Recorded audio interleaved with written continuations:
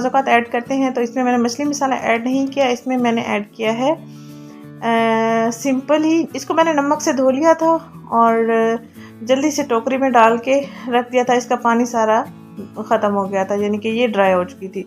तो इसमें मैंने टिक्का मसाला ऐड किया और बाकी जो मसाला जात होते हैं, सूखा धनिया, मिर्च, नमक, ज़ीरा पाउडर और ये सारी चीज़ें इसमें मैंने ऐड कर दी थी।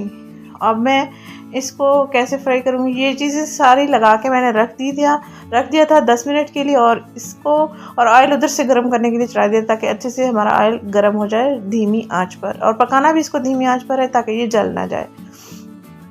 टिक्का मसाला तो ऑलरेडी मैंने इसमें लगा के रख दिया था। अब मैं इसको कैसे फ्राई करूँगी मैं आपको बताती हूँ। मछली का जो सर है वो मैंने रख दिया था, वो मैंने नहीं बनाया था।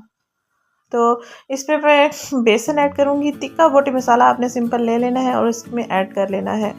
और नमक इसमें ऐड नहीं करना, बाकी लाल मिर्च पाउडर, बाकी जो भी मसाला जाता आप इसमें ऐड करना चाहें कर सकते हैं। मैंने इसमें सूखा धनिया ऐड किया है दंडना सा पीस कर, ये आपको नज़र भी आ रहा होगा। तो और ज़ीरा पाउडर मैंने ऐड कर दिया था। और इसके साथ साथ टिक्का मसाला, क्योंकि इसका कलर बहुत तेज़ होता है तो ये लग रहा है कि इसमें शायद काफ़ी ज़्यादा मसाला ज़्यादा इस्तेमाल किए गए हैं, लेकिन नहीं, ऐसा नहीं है।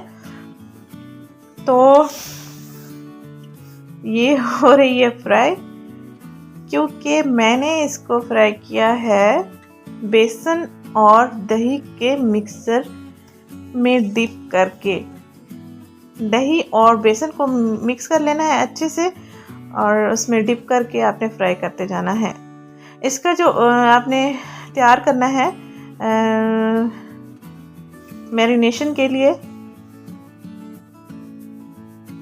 सिर्फ और सिर्फ दही और बेसन का मिक्सर जब ऐड इसमें करेंगे, डिप करके इसको फ्राई करेंगे, बहुत ही अच्छा टेस्ट आएगा, बहुत ही अमेजिंग टेस्ट आएगा। इसको तकरीबन 20 मिनट का टाइम लगेगा और ये पककर तैयार हो जाएंगी। और इसके लिए मैंने थोड़ा सा सलाद तैयार किया था मूली, गाजर और खीरा के लिए। ये सीने की जलन से बचाता है।